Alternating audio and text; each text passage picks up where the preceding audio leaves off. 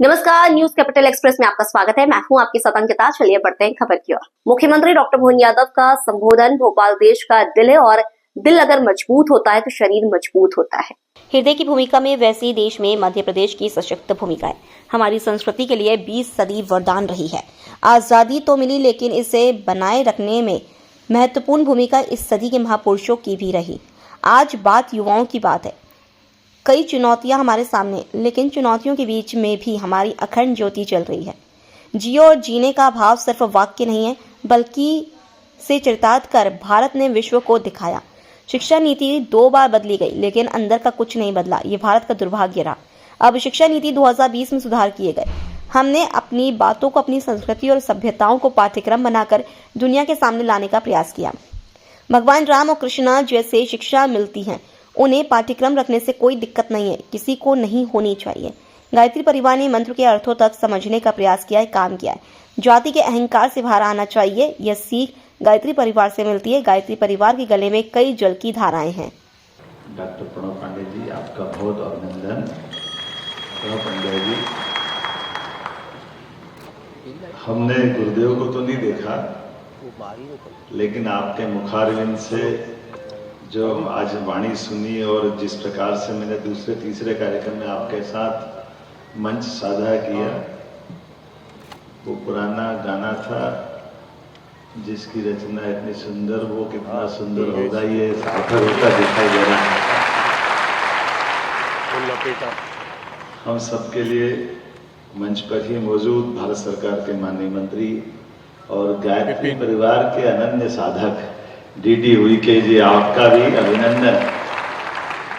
इस मंच पर विराजमान पिछड़ा वर्ग आयोग के अध्यक्ष माननीय रामकृष्ण कुशमरिया जी, माननीय जगदीश कुलमी जी, माननीय केदार प्रसाद दुबे जी, माननीय राजेश पटेल जी, माननीय विवेक जी, इस अवसर पर पूरे प्रदेश से, अलग अलग क्षेत्रों से और देश से आए स्वनाम धन्य सभी युवा मित्रों, साथियों और मेरे मार्गदर्शक बंधुओं, आप सबका दोनों हाथ जोड़ के प्रणाम करता हूँ, अभिनंदन करता हूँ। क्रांति युवा चिंतन और उसमें विस्तार से आज भोपाल झीलों की नगरी, राजा भोज की नगरी, कई कारणों से इस नगर की और हमारे अपने प्रदेश की विशेषताएं जुड़ी हुई है।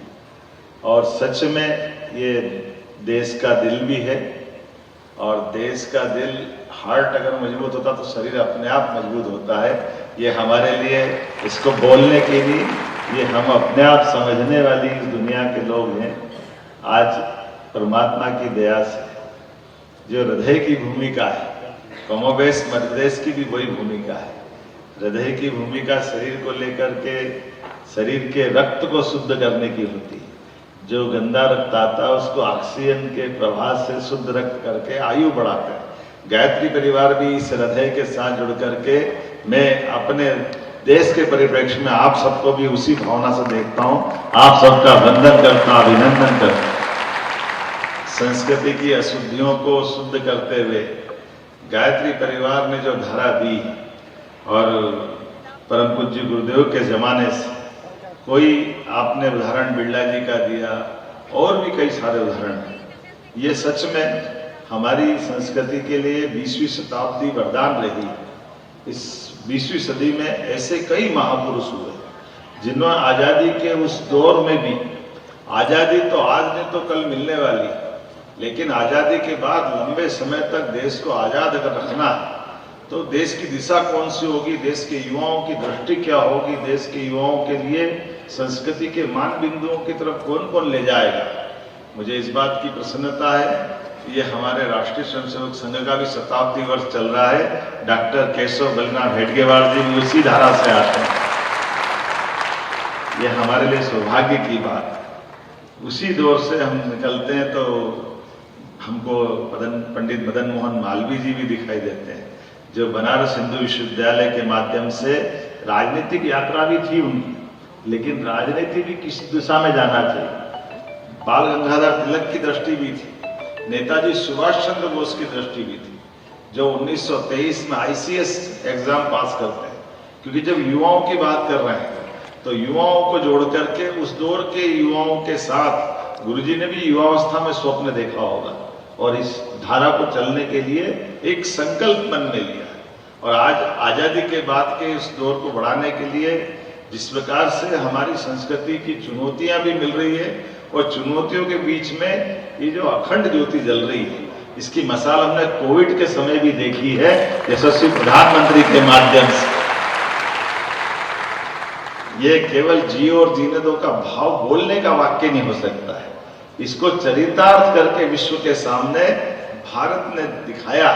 और नमस्कार का क्या आनंद होता है ये भी दुनिया ने महसूस किया है, ये हमारी अपनी आंखों के सामने हुआ। ऐसी कई सारी चीजें मैं बता सकता हूं, बोल सकता हूं, आपके बीच में व्यक्त कर सकता हूं, लेकिन आप 3 दिन के चिंतन शिविर में इन सारी बातों का विचार निश्चित रूप से करेंगे। उस धारा पे चलते हुए भी हमारी सरकार ने भी ऐसे कई विषयों को हाथ में लिया है, जिसके भरोसे से माननीय प्रधानमंत्री जी ने हमें जब शिक्षा मंत्री था गुरुजी, तो उस समय नई शिक्षा नीति जब लागू हुई, नई शिक्षा नीति तो नहीं बोलना चाहिए, शिक्षा नीति 2020, क्योंकि 2 बार शिक्षा नीति आजादी के बाद हमारे देश में आई, एक बार 68 में, एक बार 86 में, लेकिन दोनों बार के कलेवर में केवल ऊपर के अंकों का अंतर पड़ा, अंदर का कोई मटेरियल उसका बदला नहीं गया।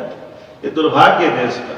लेकिन पहली बार यशस्वी प्रधानमंत्री के नेतृत्व में जब शिक्षा नीति आई, तो शिक्षा नीति में वो हर चीज समाहित करने का प्रयास किया, जिससे हमारी सांस्कृतिक विरासत पे हम गर्व कर सके, हमको एहसास हो कि हाँ, हम सनातन संस्कृति के संवाहक।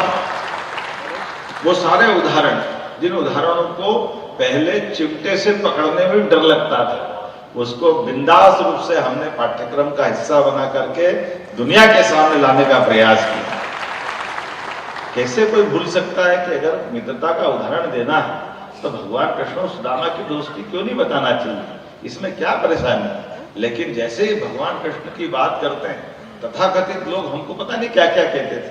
अब ये आज बदल गया दौर, भगवान राम हो, भगवान कृष्ण हो, और ऐसे उनके सभी अनुयायियों के ऐसे सारे प्रसंगों को हमको कोई परेशानी नहीं शिक्षा नीति में रखने से, जिनसे भविष्य में हमारी युवा पीढ़ी उनसे उदाहरण से सीख करके अपने जीवन में धारण करे। और मैं ये मान के चलता हूँ, शिक्षा नीति सरकारी स्तर पे तो 20 में आई, लेकिन गुरुजी ने तो ये अपनी अखंड ज्योति के माध्यम से, गायत्री परिवार के माध्यम से, ये जो अंदर की गांठ खोलने का प्रयास जो किया है, वो वाकई अद्भुत है। ये वास्तव में अद्भुत है। विवाह के भंवर पढ़ते हुए मंत्र पढ़ रहे हैं, लेकिन मंत्र का अर्थ न तो सुनने वालों को, न बोलने वालों को, न जिनकी शादी हो रही उनको बड़ा आश्चर्य लगता। शादी तो हमारी हुई गुरुजी, बड़ा दुर्भाग्य कि आज तक याद नहीं कि बोला क्या था न क्या हुआ।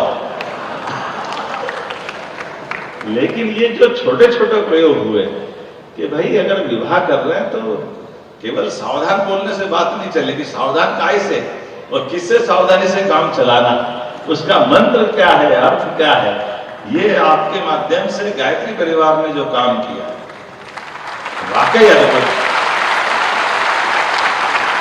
इसी की तो आवश्यकता है जिस पे हम बात कर रहे हैं। और आनंद तो तब आ रहा कि कई वाक्य बोलने के लिए होते, सामाजिक विषमता के खिलाफ संघर्ष करेंगे, लड़ाई लड़ेंगे, जातिगत विभिन्नता को मानना नहीं चाहिए, इस पे बोलने के लिए बोलते। और दोहरा चरित्र कैसा हो जाता है, ये बोलते हुए व्यक्तिगत विषय आएगा तो हम कौन सी जाति के इस अहंकार में मरे जाते हैं, उससे बाहर ही नहीं आते। जब उससे आप बाहर नहीं आओगे तो बाकी बात क्या बनेगी। और ये बिना बोले उदाहरण बन जाता। दुर्गादास उइके जी हमारे बीच में कितने अच्छे मंत्र पढ़ते हैं, हमारे अपने वनांचल के पंडित को पीछे छोड़कर ये करके दिखाने का मार्ग है। ये है गायत्री परिवार की धारा। मुझे इस बात का आनंद, ये है परिणाम। बीज से परिणाम, परिणाम से फल, और फल से फिर बीज की अगली धारा। ये डॉक्टर रामकृष्ण कुसमरिया में भी दिखाई देती है। हमारी अपनी धारा उनकी क्या हो सकती। राजनीतिक आदमी है तो क्या हो गया, लेकिन राजनीतिक आदमी की दृष्टिकोण भी तो वही होना चाहिए जो हम अपनी धारा से लेते हैं अपने बीच में से। जैसे आकाश अनंत है, आकाश को महसूस करने के लिए, बांधने के लिए, टुकड़े करने के लिए असंभव दिखता है, लेकिन गायत्री परिवार जानता है। तो गायत्री परिवार ने जैसे हमारे अंदर जल को हम कैसे टुकड़ा कर सकते हैं, लेकिन जलती धारा में से जल का गगरा भर के हमारे पास रख लें तो जल की धारा गंगा भी हो या सिंधु भी हो या सरस्वती या क्षिप्रा, हमारे जल के उस घड़े में आ गई कि नहीं आ गई। गायत्री परिवार ये उदाहरण ला करके दिखाता है, इससे वास्तव में आनंद आता है और हमारी संस्कृति पे गर्व करने का मौका मिलता। मैं भी 2-3 छोटे छोटे से उदाहरण देकर बात समाप्त करूंगा।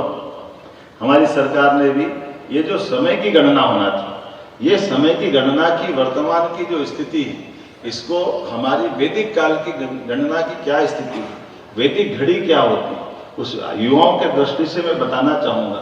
तो काल गणना का शुद्ध केंद्र भौगोलिक दृष्टि से आजकल तो जीपीएस से दिखता भी है कि पृथ्वी 23.36 अंश पे झुकी हुई है, और आज जीपीएस देखोगे तो वो मिल जाएगा। उज्जैन का वो हमारा विश्व का 300 साल पुराना गौरवशाली इतिहास था जब हम अपने समय की शुद्धता की गणना करते थे। लेकिन जब हम गुलाम हुए तो हमारे ऐसे कई मानबिंदुओं को खंडित करने का प्रयास किया। जब फ्रांस के लोग हावी थे तो फ्रांस की राजधानी पेरिस से 50 साल तक समय की गणना होती रही। बाद में वहां से अंग्रेजों का समय आया, अंग्रेज ने ग्रीनविच में ले जाकर के समय की गणना प्रारंभ कर दी। अब समय की गणना प्रारंभ कर दी और उनने अपनी घड़ी डिसाइड कर दी, हालांकि वो चालाकी से कर दी। उनने अपनी गणना में कर दिया कि रात की 12 बजे से दिन बदलेगा। अब रात की 12 बजे से दिन बदलेगा, इसका कोई सिर पैर नहीं। कैसे मान सकते हो रात की 12 बजे? ना तो कोई पक्षी, ना कोई मनुष्य, ना कोई प्राणी या तो सूर्योदय से अपनी दिनचर्या चालू करते हैं या निशाचर सूर्यास्त के बाद अपनी दिनचर्या चालू करते हैं। लेकिन बस जो चला दिया वो सही, उन्होंने कर दिया वो सही। बड़ी मुश्किल, इसको व्यवहारिक रूप से दृष्टिकोण से कैसे लाए? तो हमारी विचार परंपरा से, संघ की दृष्टि से भी एक ऑब्जर्वेटरी बनी और उसी बात को बढ़ाते बढ़ाते एक आईआईटी के विद्यार्थी ने वैदिक घड़ी बनाई और उन्होंने बहुत सुंदर विश्लेषण किया। उस विश्लेषण को कितने अच्छे ढंग से बताया कि वास्तव में 60 मिनट के 1 घंटे का हिसाब लगाओगे तो ये जो अपना रात्रि का 12 बजे वाला हिसाब है, तो अपने यहाँ ये आधी रात्रि में और आधे पूरे दिन में 1.5 दिन में माना जाएगा। अगर सुबह सूर्योदय हुआ 6 बजे तो रात की 12 बजे तो 18 घंटे हुए ना, ये पूरे 24 घंटे कैसे हो सकते? तो बाकी के 6 घंटे क्या करने वाले? तो उसको हमने वापस थोड़ा सा संशोधित किया कि ये 60 मिनट का हिसाब नहीं हो सकता, आपके हिसाब से करना तो इसको 48 मिनट में करना पड़ेगा। तो 48 मिनट करेंगे मतलब हमारा एक मुहूर्त हो गया। तो सुबह 6 बजे से सूर्यास्त तक के 15 मुहूर्त और शाम को रात्रिकालीन मुहूर्त भी, वो भी इस सूर्यास्त से वापस सूर्योदय के 15 मुहूर्त या 30 मुहूर्त हो जाते हैं, तो वो 6 घंटे अपने हाथ में आ गए। भारतीय जनता पार्टी के प्रदेश अध्यक्ष व विधायक हेमंत खंडेलवाल ने रविवार को रायसेन जिले के सांची विधानसभा के सलामतपुर मंडल के ग्राम खो बूथ क्रमांक 7 पर पार्टी कार्यकर्ताओं एवं स्थानीय नागरिकों के साथ प्रधानमंत्री नरेंद्र मोदी के मन की बात कार्यक्रम को सुना। इस दौरान पूर्व प्रदेश कार्यालय मंत्री डॉक्टर राघवेंद्र शर्मा, जिला अध्यक्ष राकेश शर्मा भी उपस्थित रहे। मैं आज हमारे इस बूथ के कार्यक्रम में आया। मेरे लिए बड़ी सौभाग्य की बात है कि ऐसा क्षेत्र, ऐसा गांव जहां पे जनसंघ पहले से मजबूत रहा, हमारी विचारधारा रही, वहां आने का मुझे मौका मिला। आज मन की बात में हमारे देश के प्रधानमंत्री ने न सिर्फ स्वदेशी की बात की, नक्सलाइट एरिया में जो सरकार काम कर रही है उसकी बात की, बिरसा मुंडा जयंती की बात की, एक क्रिकेटर जो क्रिकेट भी खेलते हैं और देश के लोगों को संस्कृत की भी शिक्षा देते हैं उनकी बात की, वंदे भारत जो इस देश की स्वतंत्रता का एक आंदोलन का गीत बन गया उसकी भी बात की, हमारे सरदार पटेल के 150वीं जयंती है, सरदार पटेल ने जो इस देश के लिए योगदान किया उसकी भी चर्चा हमारे देश के प्रधानमंत्री ने की। वे हर क्षेत्र की बात करते हैं, निजाम के अत्याचारों की भी उन्होंने याद दिलाई कि देश के लोगों ने उनसे कैसे संघर्ष किया। मैं समझता हूँ कि मन की बात में देश के हर नागरिक के मन की बात आती है। आज हमारे इस बूथ पे सभी कार्यकर्ता यहाँ जमा हुए, मैंने उन्हें धन्यवाद भी दिया और मध्य प्रदेश में हमारे मन की बात का कार्यक्रम पिछली बार भी लगभग 82% बूथों पे सुना गया। इस बार हम और कोशिश करेंगे देश के बचे राज्यों से मध्य प्रदेश में हमारा ये कार्यक्रम प्रभावी ढंग से हम अच्छे से कर रहे हैं, ऐसा हम सबसे अपेक्षा भी कर रहे हैं। और मन की बात के कार्यक्रम के साथ हमारे देश के हर कोने की बात लोगों तक जाए, इसलिए हम लोगों से अपेक्षा करते हैं कि इस कार्यक्रम में जुड़ें। क्षेत्रीय वाल्मीकि समाज कल्याण पंचायत सेवा समिति भोपाल मध्य प्रदेश के तत्वाधान में दीपावली मिलन समारोह और सामाजिक कार्यकारिणी पर बैठक संपन्न हुई, जिसमें भोपाल क्षेत्रीय वाल्मीकि समाज कल्याण पंचायत सेवा समिति भोपाल मध्य प्रदेश द्वारा सामाजिक कार्यकारिणी पर कुछ सुझाव और बदलाव की पहल की गई, जिसमें इंदौर राजस्थानी पंचायत के अध्यक्ष सुरेश घावरी और संरक्षक मुन्नालाल कछोटिया जी और अन्य पदाधिकारीगण इंदौर से सम्मिलित हुए।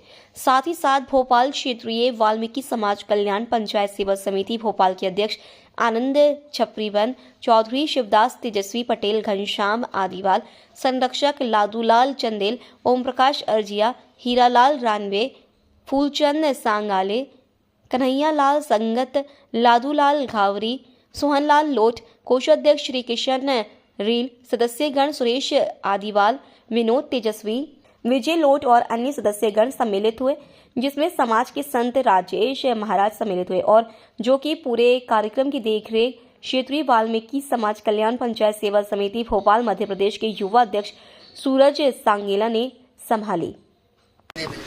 मैं सुरेश घावरी इंदौर से आया हूँ, राजस्थान पंचायत का अध्यक्ष हूँ और यहाँ पर एक दिवाली मिलन समारोह का आयोजन रखा गया है, जिसमें हमें आमंत्रित किया गया है और कुछ बातें समाज के हित की भी बातें की गई है, जिसमें समाज का एक अच्छी दिशा जाए और समाज के हित की बातें करें, जिसमें कम खर्चे में और अच्छे कार्य करें और पढ़ाई के बारे में, एजुकेशन के बारे में भी बातें चली, जिसमें अच्छे बड़े पढ़ाई करें बच्चे और आगे नाम करें समाज का और परिवार का। और मैं सुरेश घावरी, राजस्थान पंचायत के अध्यक्ष। आज क्षेत्रीय वाल्मीकि सेवा समिति पंचायत की एक संगोष्ठी आयोजित की गई है, जिसमें हमारे मुख्य अतिथि के रूप में हमारे क्षेत्रीय पार्षद श्री शुक्रवारे जी, इंदौर से पधारे हुए अतिथि एवं समाज के वरिष्ठगण लोग यहाँ पे उपस्थित हुए और एक दूसरे को मिठाई खिलाकर दीपावली की शुभकामनाएं प्रेषित की। और समाज के कुछ जो पहलू थे, जिन मुद्दे पे हमें बात करना है, जो कुरीति जो है, मतलब कि जो भी हमारी रीति रिवाज जो राजस्थानी पंचायत की, उसका सरलीकरण के लिए कि उसका जैसे कि जो भी